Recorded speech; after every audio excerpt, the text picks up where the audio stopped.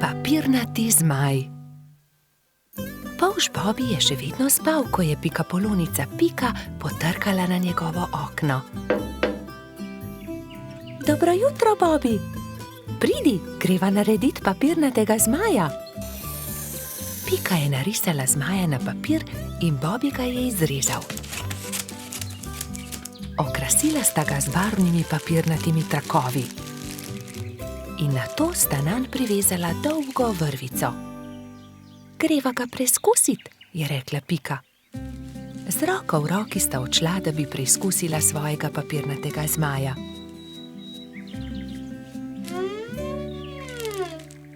A ne glede na to, kako sta se trudila, je zmaj vedno znova padel na tla. Bom splezala na to drevo in poskusila od tam, mogoče bo tako poletel. Vendar je zmaj spet pristal na tleh.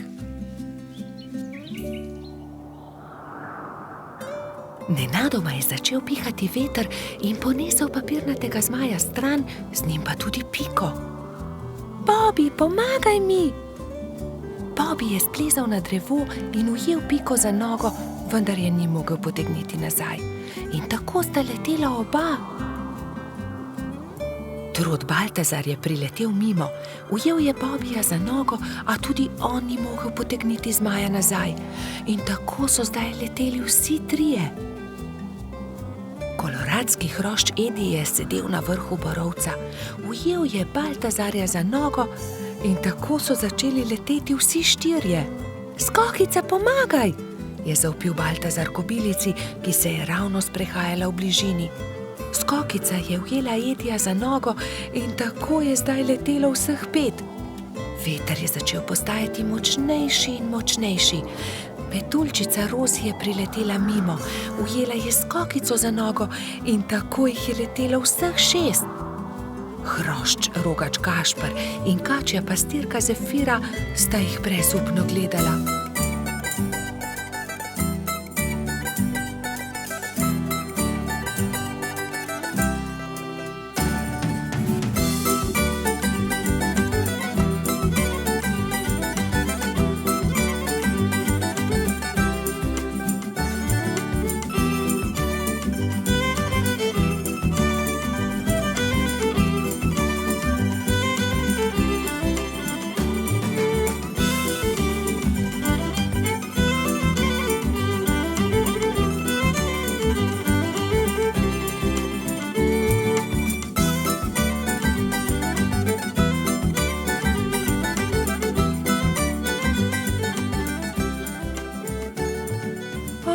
Ne, veter jih nosi naravnost v gozd.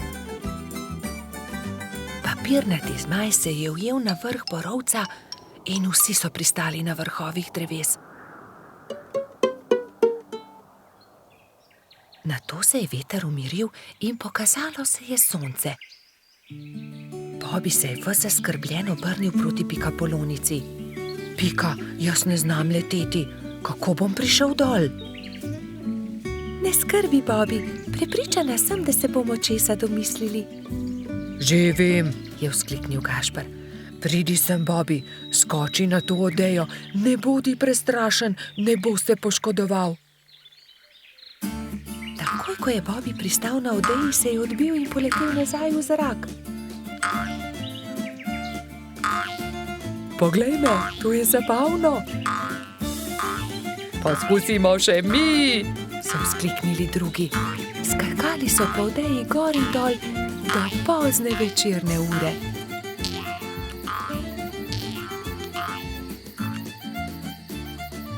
Po noči, ko so prebivalci gozda trdno spali, je veter spet začel pihati in zmaja odnesel stran.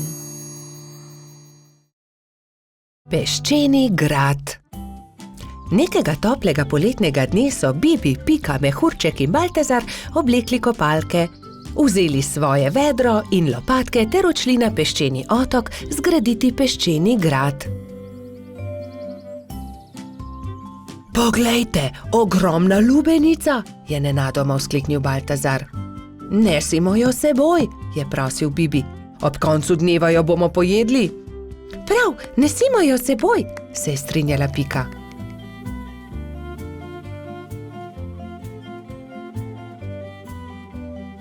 Bibi, Pika, Baltazar in Mehurček so previdno valili pred seboj lubenico. Vendar takoj, ko so prišli do vznožja hriba, se je lubenica začela valiti navzdol. Ujemimo jo, ustavimo jo, je prestrašena kričala Pika. Mehurček je skočil na lubenico in poskušal ustaviti valeče se sadje, vendar mu ni uspelo. Noge so mu zdrsnile in padel je na tla. Lubenica pa se je kar kotalila in kotalila naprej. Vsi so tekli za lubenico, kolikor so jih držale noge, vendar je bila lubenica hitrejša. Ko se je lubenica prikotalila do vznožja hriba, je padla na oster kamen in se razletela. Lubenica se je razletela, je bila žalostna Pika. O, lubenica, je žaloval tudi Baltazar. Pa dajte no, zakaj ste žalostni, raje jo pojejmo, je veselo predlagal mali majski hrošč. Štirje prijatelji so se usedli poleg kosov lubenice in so začeli. Hrustali rdeč sladek sadež, vse dokler niso popolnoma napolnili trebuščke. Pohitimo na peščeni otok, saj ne bo ostalo dovolj časa, da zgradimo grad, je nenadoma vzkliknila Pikapolonica. Počakaj, Pika, tudi jaz grem s teboj, je rekel Baltazar. Tudi jaz, je rekel Mehurček. Ampak jaz ne znam leteti, me boste pustili tukaj, je jokaje vprašal Bibi. Že vem, naredimo male ladice iz lupine lubenice, z njimi bomo hitro prispeli do otoka in tudi Bibi lahko gre z nami, je predlagal Trot. Izbrali so 4 lubeničine lupine, eno Bibi, eno Piki, eno Baltazarju in eno Mehurčku. Drog so naredili iz veje in jadro iz lista drevesa. Ko so končali, so zvlekli ladice v vodo in veter jih je takoj odnesel proti peščeni obali.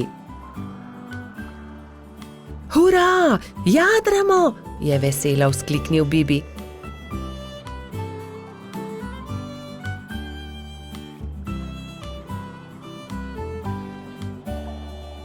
Kmalu so prispeli do peščene obale in se vsi skrcali. Poglejte, tam prihaja nekdo in tudi vedro ima s seboj. In res je po peščeni obali prihajal nasmejan hrošč. Pika ga je ogovorila. Kdo si ti? Jaz sem Buba, peščeni hrošč, živim tukaj na peščeni obali, zgradil bom en ogromen grad na obali. Zares? Je vprašal Baltazar. Lahko tudi mi gradimo s teboj? Seveda lahko, pojdimo na delo, je rekel Buba.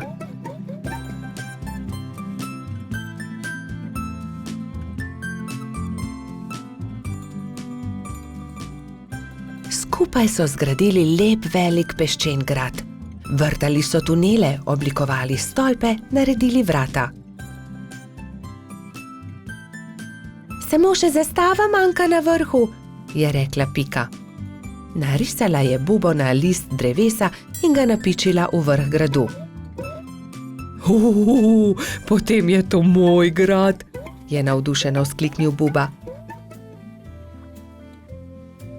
Ko se je začelo temniti, so se mali prijatelji poslovili od Bube in odšli proti domu. Lepo spi, kapitan gradu, je veselo vzkliknila Pika. Mavrica. Na deževen poletni dan sta Pikapolonica Pika in polž Bobi slabe volje sedela pod velikim listom. Nenadoma je sonce posijalo skozi oblake, a poletni naliv ni prenehal. Kmalu se je na nebu pojavila čudovita Mavrica. Čudovito je, sta vzkliknila. Bobi se je odločil, da bo splezal na Mavrico, ter se zadrsal navzdol po drugi strani. Njegov prvi poskus se ni končal uspešno. Mislim, da moram poskusiti na drugi strani, je rekel Bobi. Bobi, verjemi mi, Ne moreš plezati po mavrici, je rekla Pika navdušenemu polžu. In nato si je Bobby izmislil nov načrt. Uporabil bom lestev. O, Bobby, to se mi res ne zdi dobra zamisel, je rekla Pika zaskrbljeno. Pika je imela prav. Bobby je postal jezen. Pika ga je začela milo rotiti. Pridi, igrajva se kaj drugega. Bobby se še vedno ni predal. Glej, Pika, prepričan sem, da bom lahko skočil na vrh od tukaj. A tudi ta načrt se je izjalovil. Pika je stekla k Bobbyju. Ali si v redu? Kaj je vprašala. V redu sem, se je kujal Bobby. Bobby je postal zelo žalosten in Pika je poskusila vse, da bi ga razvedrila. Tukaj je šopek rož zate, je rekla prijazno. Vendar se Bobbyja ni dalo potolažiti. Medtem je dež prenehal in mavrica je izginila. Vračala sta se proti domu z roko v roki. Pika je še poskušala potolažiti majhnega polža. Nasmehni se, Bobby, pojutrišnjem je tvoj rojstni dan. Prepričana sem, da boš dobil čudovita darila. Pika se je spomnila nečesa odličnega, ko je prišla domov. Za Bobbyja bom naredila mavrični tobogan, si je rekla. In tako se bodo lahko njegove sanje uresničile, saj se bo lahko zadrsal po mavrici. Trod Baltazar in metuljčica Rozi sta ji pomagala. Tobogan so pobarvali z barvami mavrice. Zavili so ga v rumen papir in nanj prilepili modro pentljo.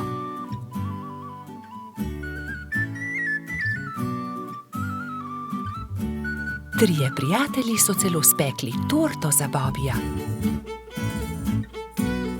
Ko je prišel čas, sta Baltazar in Rozi pripeljala Bobbyja k Pikini hiški, kjer je bilo vse pripravljeno za rojstnodnevno zabavo. In tukaj je tvoje darilo, je vzkliknil Baltazar. Pika je dala Bobbyju čokoladno torto.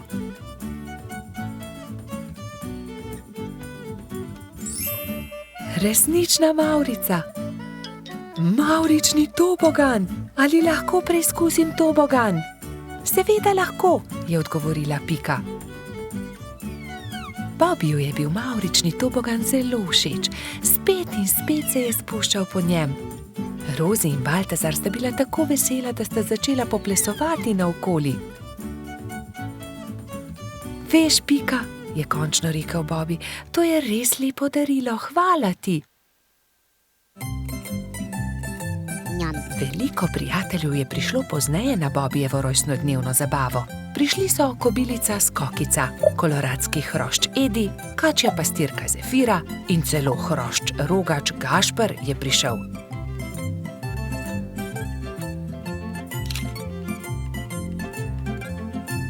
Mali polž je vsem dovolil preizkusiti svoj novi tobogan. Bobby, Pika in njuni prijatelji so se igrali na toboganu, dokler se ni stemnilo.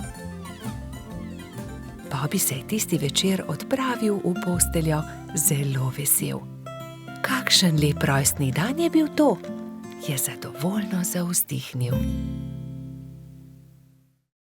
Mali kanarčki. Nekega lepega dne si je kanarček Klemen našel partnerko.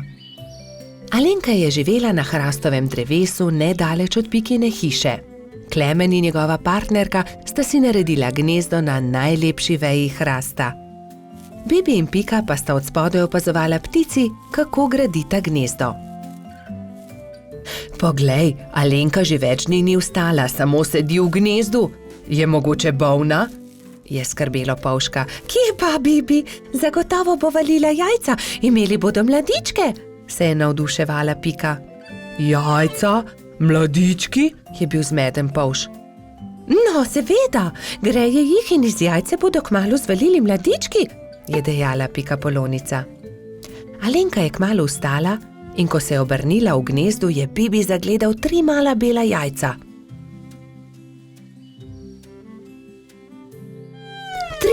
Trije mladički bodo, je veselo stekel k Piki.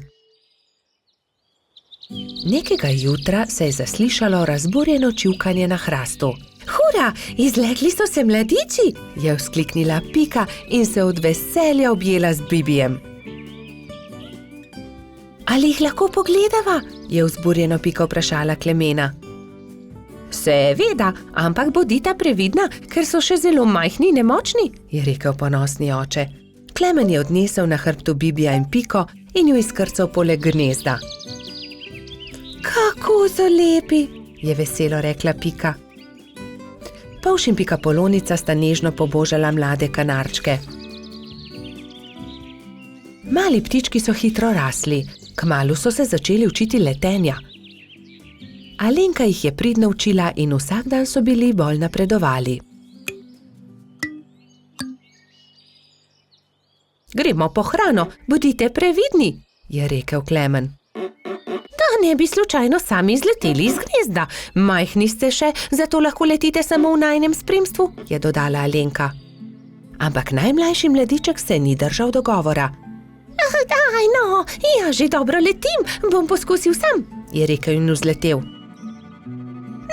Ne smeš, sta čivkala druga dva, vendar ga nista uspela zadržati.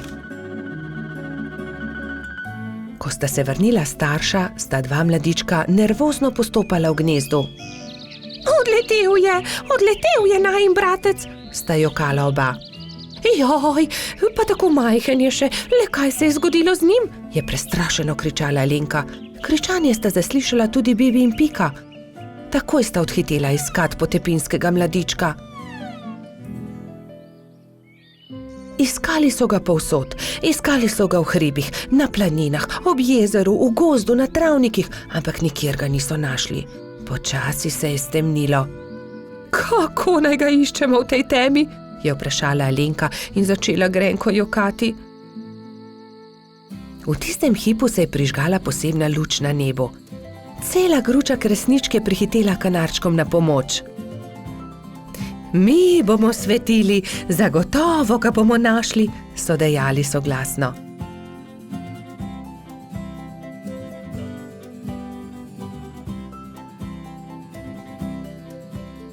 Tam je, v grmovju, je zakričal nenadoma Bibi in vsi so stekli tja. Mali kanarček je utrujen in prezebel dremal sredi grmovja. Alenka ga je dvignila v svoje krilo in ga veselo objela. Pa smo te našli. Od zdaj naprej vedno bodi priden, je rekel Klemen. Alenka je odletela proti nebu, kresničke pa so svetleče se zaplesale okoli njih. Tako lepo je bilo videti, kot da bi vile plesale na nebu.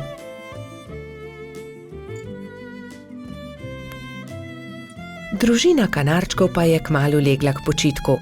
Alenka je pod svojimi krili grela mladičke. Lahko noč, ptički, je veselo šepetala Alenka. Vnetje ušes. Na jesensko popoldne je Pikapolonica Pika veselo vstopila v Bobijevo hiško. Odpravljam se proti studencu zbirat kamenčke, ali pride z mano? A Bobi se ni bil pripravljen premakniti. Ne vem, Pika, tako utrujeno se počutim, zelo me zebe in boli me glava in tudi ušesa me bolijo. Bobi, tvoj obraz je popolnoma rdeč, je rekla Pika. Vročino imaš, grem hitro po doktorja Sovo. Pikapolonica je šla naravnost v gnezdo doktorja Sove. Dragi doktor Sova, pridite hitro, Bobi se počuti zelo slabo, pohitite. Doktor Sova je hitro pripravil svojo zdravniško torbo, se oblekel svojo haljo ter se hitro odpravil k bolniku. Živjo, Bobi, hitro bom ugotovil, kaj ti je. Najprej bom poslušal tvoje dihanje. Bobi je slekel svojo pižamo in ubogljivo vzdihnil. Odpri usta, ogledal si bom tudi tvoje grlo. Nočem, je zagodrnjal Bobi.